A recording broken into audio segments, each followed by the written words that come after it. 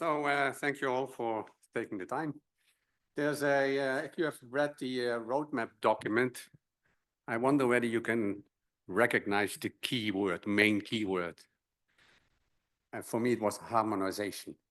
And if you hear all the results here, we have reached so many data, so many results, but can we already compare?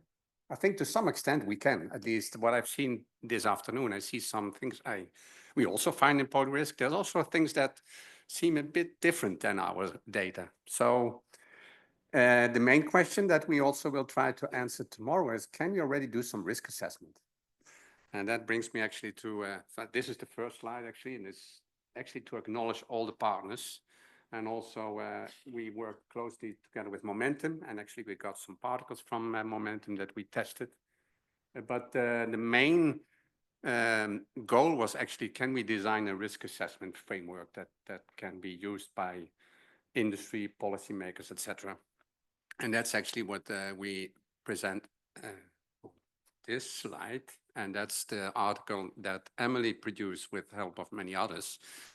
Emily was the first author, and this is the risk assessment framework of Polyrisk.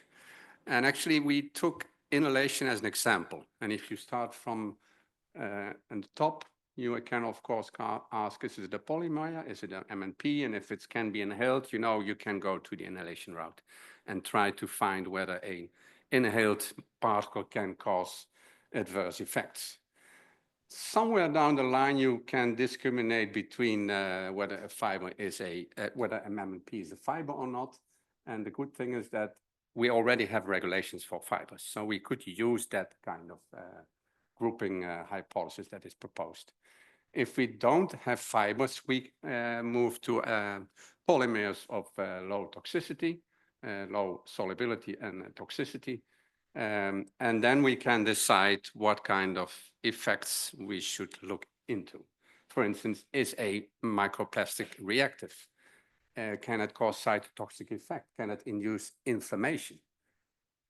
That's all for inhalation. I will move in the next slide to the green part over there. But if it's not inhalable, you may move to the oral route. So we have a modular sort of risk assessment framework. And also, if somewhere down the line you think, well, maybe it's not the particles, the leachates, you can move to leachates. But for this, this mainly focuses on inhalation route.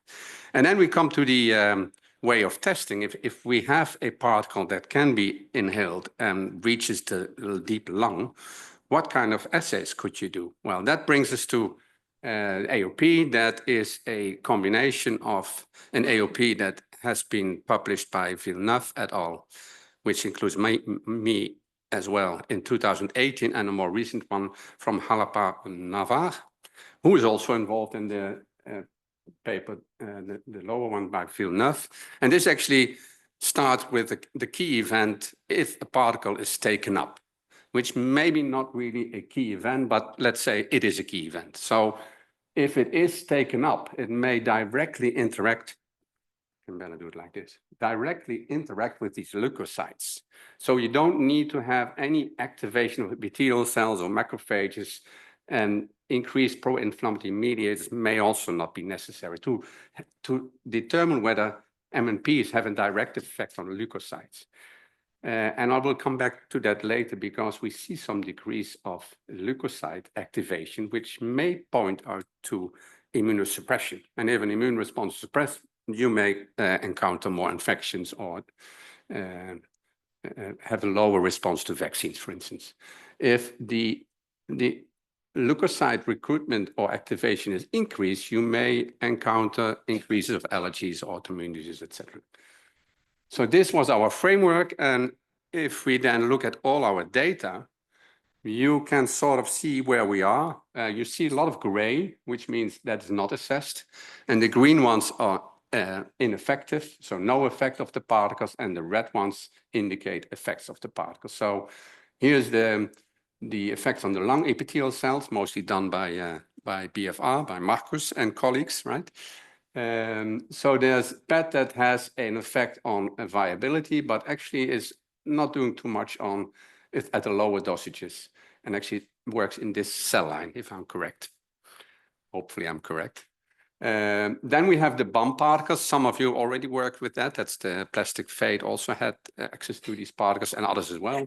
These are nano-PE and nano-PP, and they seem to have a reactive oxygen group on their surface. And we discovered that lately, but that's important to keep in mind.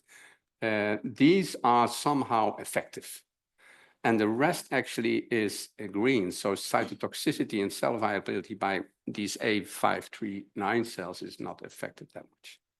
If we then go to the immune cells, which is this slide, so these THP1 cells mainly, which are monocytes that you can mature to macrophage, and then you can look at all these effects, for instance, lysosomal activity, metabolic activity, membrane integrity, and also cytokine production, NFKB. And polystyrene particles, they don't do much, except if you take the PS1 with a high, actually there's some effect on metabolic activity, but not much. And certainly there's no effect on cytokines, which actually surprised us because we previously did mouse studies with polystyrene and you really saw an increased allergic response in mice. But again, that was vivo, and maybe there was a co-exposure, I don't know, but we still don't know the answer. Polystyrene in vitro in our hands is not very active. If you then go to the momentum particles, PVC and PP talc in different size ranges and polyamide, then you see that at high dosages, you see an effect on cell viability, but still we didn't see much on cytokines. And then if you took the bump particles, again, the nano-PP and nano-PE with the reactive oxygen group and maybe some LPS, but then you see a clear increase of the cytokines, indicating that something on the surface of particles determines whether a particle can induce an inflammatory response.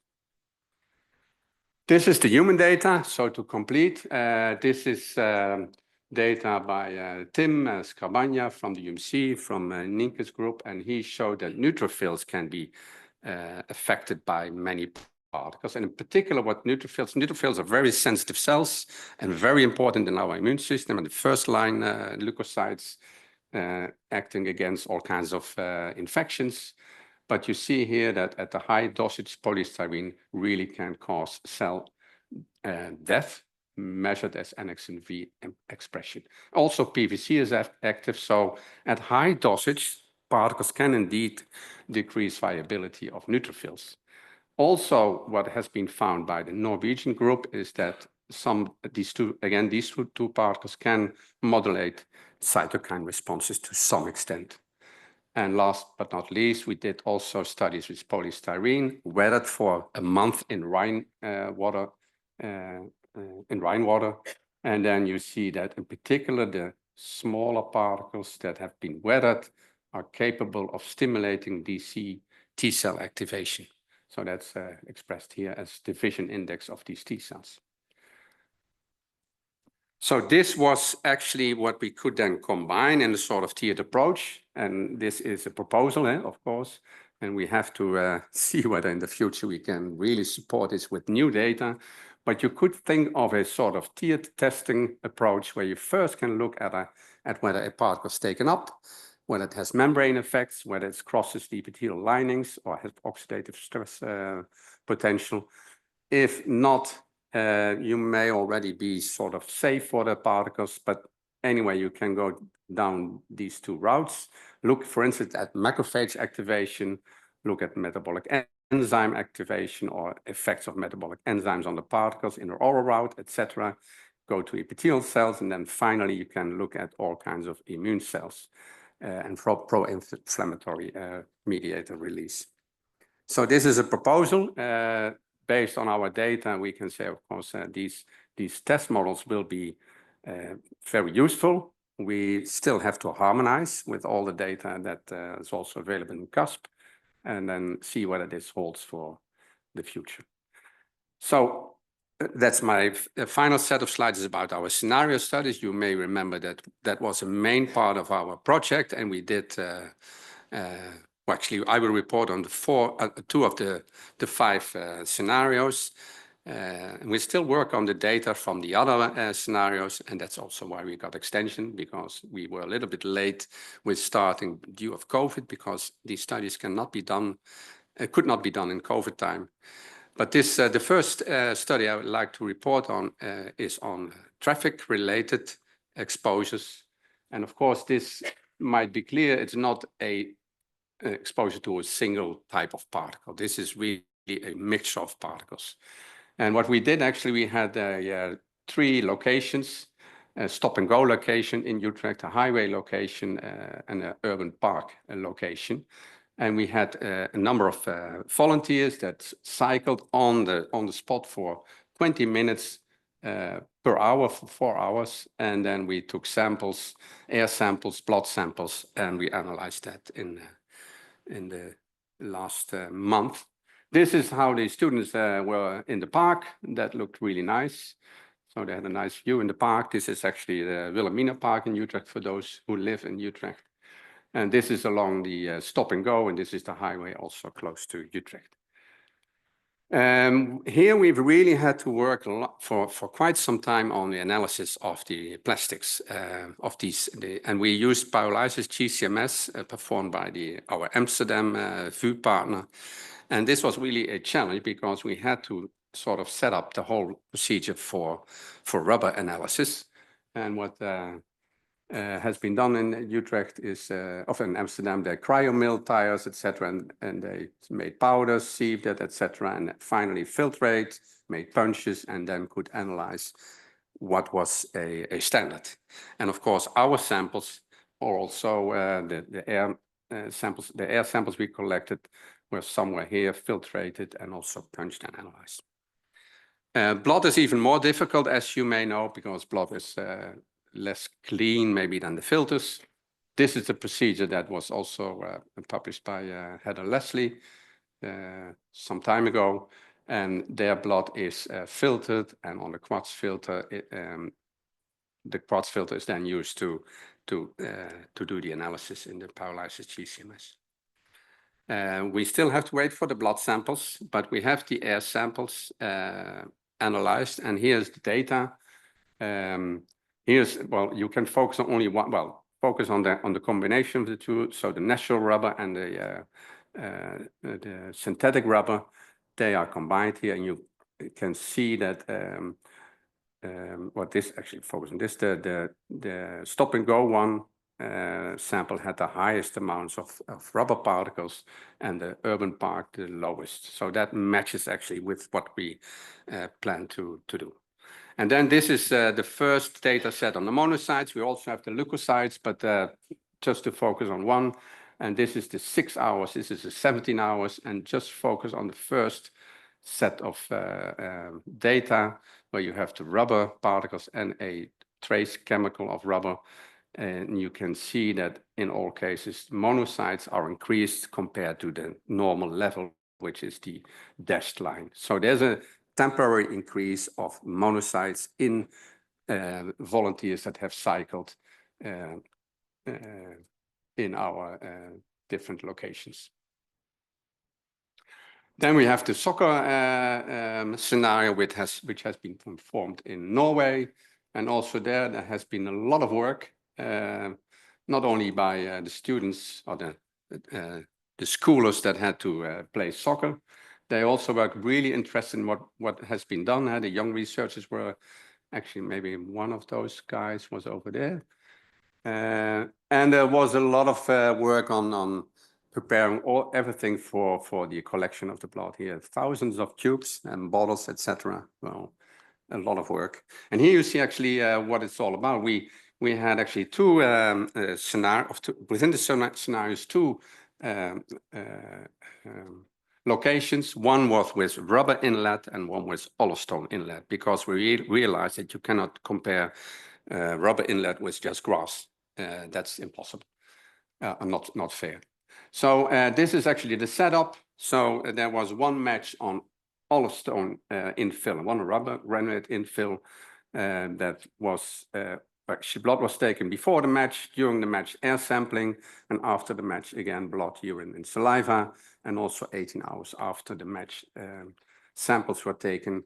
A lot of air samples were collected, and here's the data of the volunteers, and the analysis that has been performed is mentioned here. So we did cytokine profiling And that's what I actually want to show in the next slide. So we have some effects here. So the neutrophils are here displayed and the dendritic cells. And you can see that after, anyway, regardless of where the soccer game was performed on olive stone inlet or rubber inlet, in both cases, we saw an increase of these white blood cells, which might not be a big surprise because also there's particles in the air in the olive stone hole. So summing up, we have a risk assessment framework that we can support with data that we have. We can also link it to our scenario studies, although we still have to collect many data still. We know that relatively high concentrations of MNP decrease activity of immune cells, which may lead to immune suppression. And we also saw that to get pro-inflammatory signals, we need surface activated MNPs. And we have to look in more detail into this phenomenon, whether that's really true and whether we can modify it and what the mechanism is behind this. And then we can say that at least from our scenarios that exposure to rubber particles may have stimulating effect on blood leukocytes and probably on cytokines as well. But we also have to keep in mind that they may add to the particles that we are already exposed to. It's not only plastic particles we're exposed to. So that makes it really difficult to translate the human data to our framework. But that's a challenge for the future, I would say. And with that, I like to thank, of course, the Polyrisk partners. Here we were in Bucharest, enjoying a nice meeting in a nice palace. And that's it. Thank you.